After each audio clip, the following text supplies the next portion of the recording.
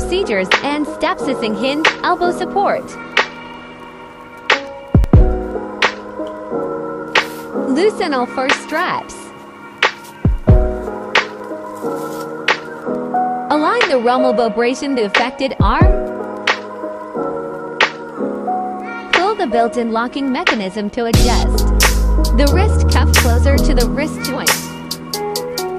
Adjust also the biceps cuff to the required position. Tighten the rest of the straps.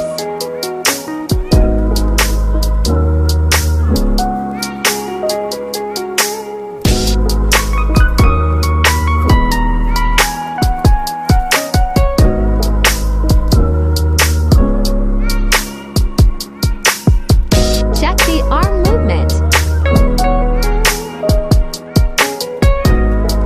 Set the required flexion and extension angle.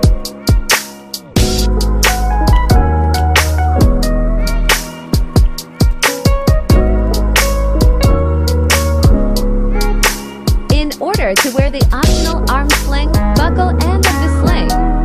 In wrist CUFF. Bring the other loose end of the sling strap over the shoulder and buckled end of the strap in wrist CUFF.